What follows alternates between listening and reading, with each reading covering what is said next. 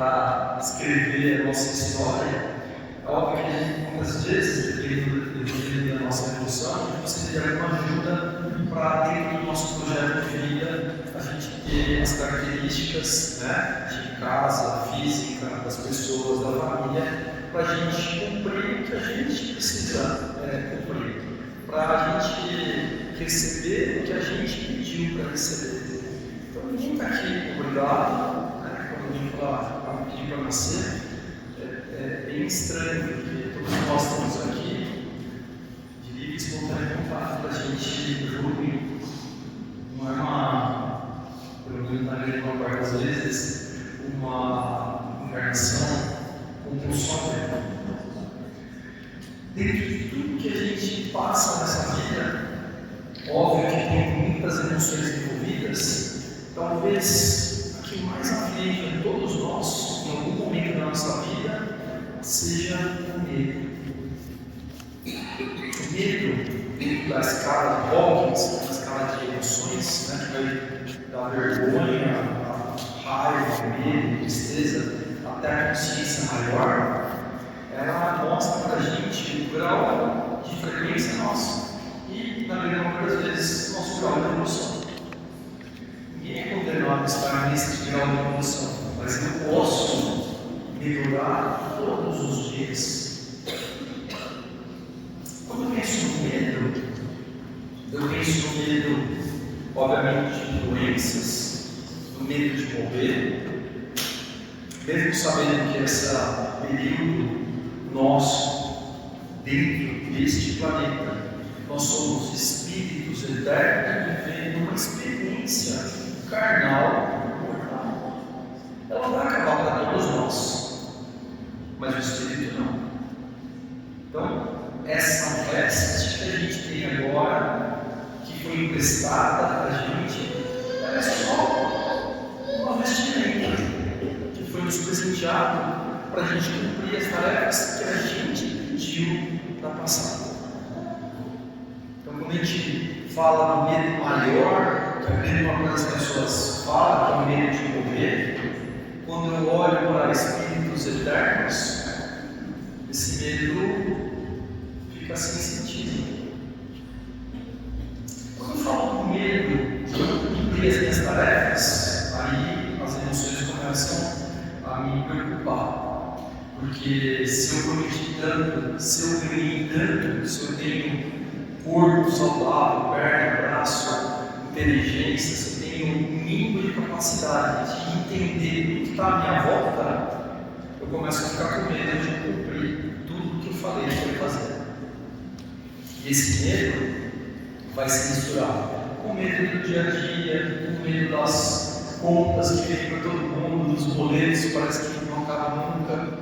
Medo de não dar conta, medo de não ser a mãe que poderia ser ideal, medo de ser o pai, o filho, o tio, o irmão. Tantos medos como a gente, a todo momento, e a gente muitas vezes não vê o que pode acontecer lá na frente. Eu tenho medo do futuro, eu tenho medo de não conseguir. Esses medos, essa sensação ruim, que é uma frequência baixa, ela só pode ser curada com uma única arma, com um único instrumento, que é o contrário de medo, que é a fé. A fé é o sentimento de não saber o que tem lá na frente, mas eu coloco o pé e eu sei que Deus vai me colocar no chão. Eu posso não saber o que vai acontecer o ano que vem. Eu posso não saber o que vai acontecer o mês que vem. Mas eu sei, como já aconteceu em todos os anos da vida de vocês, que Deus sabe. Que apesar das nossas dificuldades, nós estamos aqui. Que apesar de todas as dores que a gente já passou, de todas as perdas que a gente já teve, de tudo que aconteceu nas nossas vidas, das doenças que a gente passou ou passará, nós vamos continuar aqui. Que a doença da carne, ela é passageira.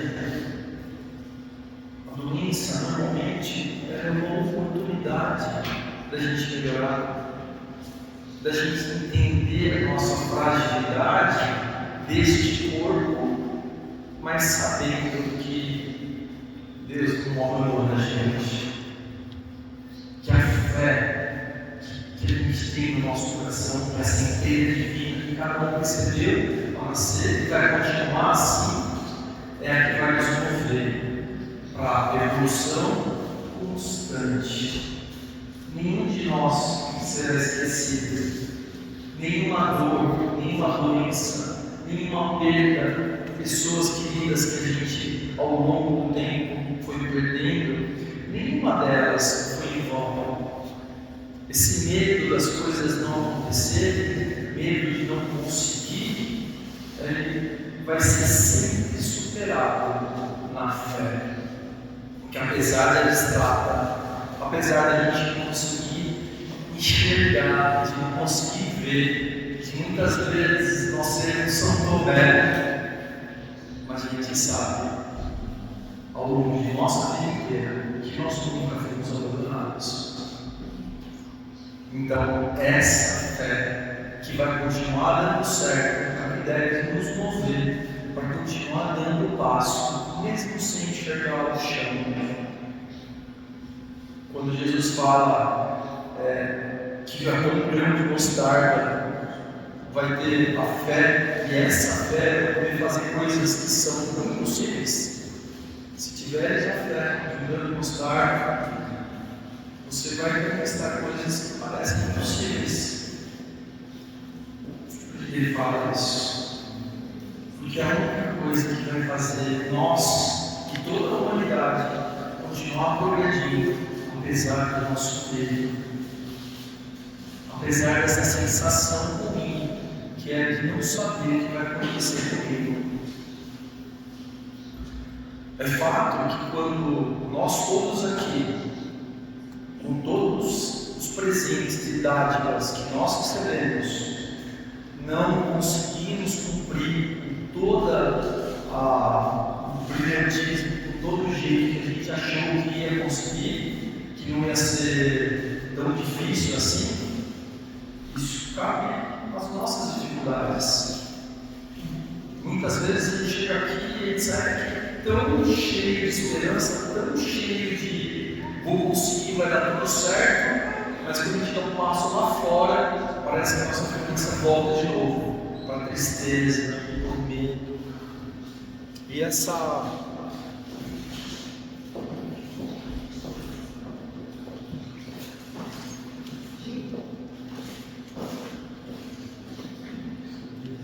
Você consegue me ouvir, né? Sim. Essa sensação que a gente tem que não vai dar certo, ela é simplesmente as provas das nossas fragilidades. Tudo que a gente tem, tudo que a gente recebeu, tudo que a gente conquistou, nunca foi fácil. E vai continuar desse jeito. Quando você acorda de manhã, a primeira coisa que muitas vezes vem na nossa cabeça, nossa, hoje está frio, hoje está quente, hoje está chovendo demais, hoje está muito calor. A gente sempre tem uma reclamação. A gente... Alô? Alô? Tudo bem?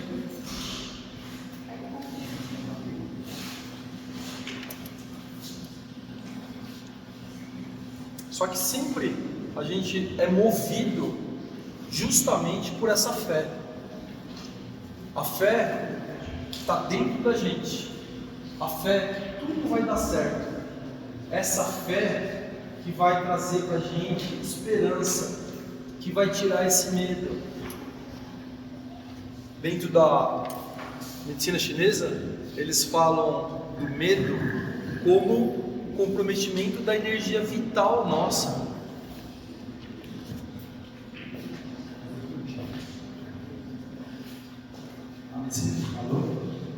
A medicina chinesa estava falando sobre energia vital, energia vital, ela que está uma consciência, ela está ligada ao medo.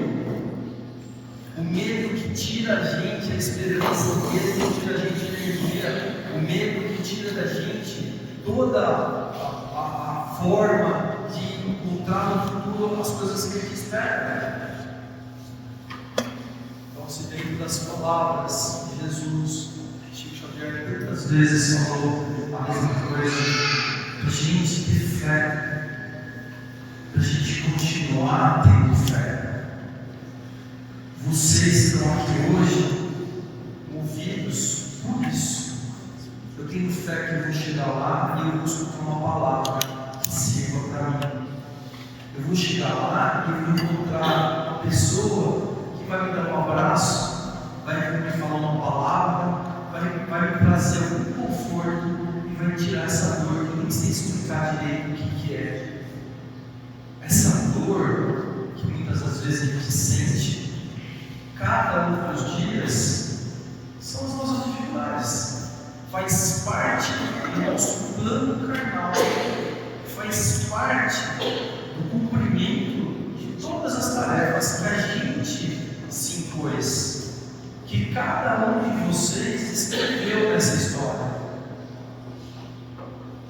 É fato que muitas das vezes a gente, com a voz de um vizinho que a gente não gosta, a palavra de uma pessoa que incomoda a gente, mesmo dentro da família, que são nossas maiores inspirações, a gente acaba não cumprindo o que a gente prometeu, o que a gente pediu. Quantos de nós aqui não pediu para vir nessa família com aquelas pessoas que são da nossa dificuldade e agora vocês rejeitam, agora nós não queremos ver, agora a gente fala que não vai ajudar? Se você pediu, vocês, todos nós, escrevemos essa história. Nós pedimos para estar aqui. Se a gente pediu para estar aqui, e a gente sempre conseguiu passar por todas as dificuldades até hoje, por que deveria? Por que não acreditar realmente nessa fé que nos move? Que Jesus fala o tempo todo, que todos os evangelhos, todas as religiões falam da fé, mas o que nos move no dia a dia é a tristeza, é a raiva, é a vergonha, porque nós ainda, obviamente, somos seres imperfeitos que vibramos em todas essas escalas. Nós vamos do céu ao inferno, às vezes em uma manhã, que a gente fala com todo mundo de calma, para a gente ter tranquilidade, e a gente sai brigando com todo mundo, sai brigando com os filhos, xinga o vizinho, xinga o cachorro, né? Tem uma palavra de carícia e depois a gente chute de uma coisa que a gente está nos incomodando.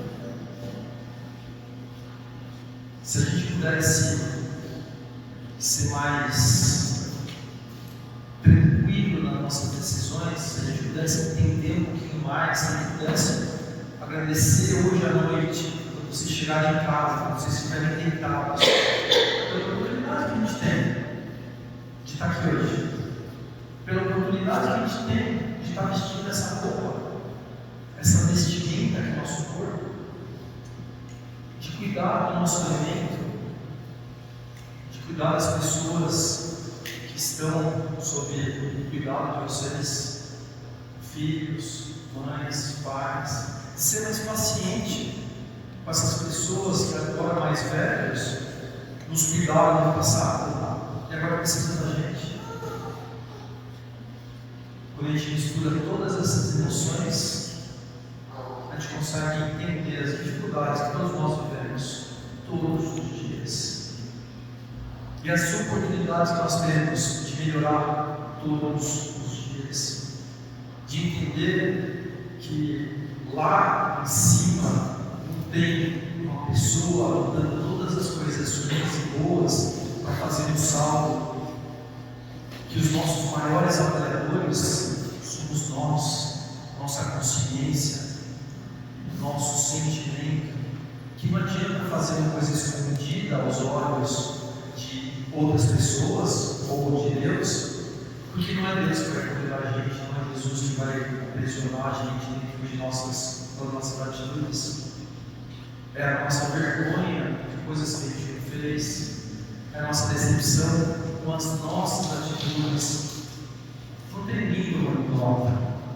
das coisas boas e ruins. Somos nós que escrevemos essa história.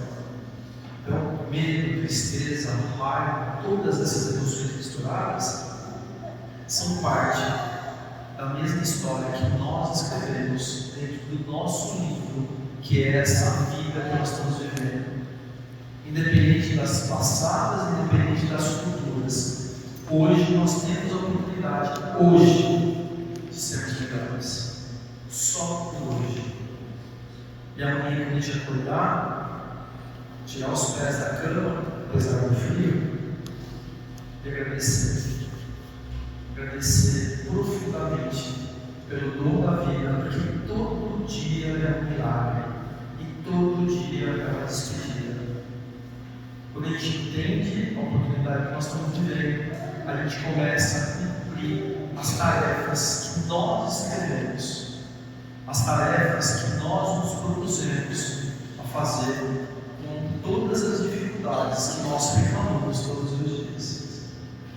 Muito obrigado pela oportunidade de estar aqui com vocês, de poder aprender com vocês, de poder aprender nas dificuldades que nós temos.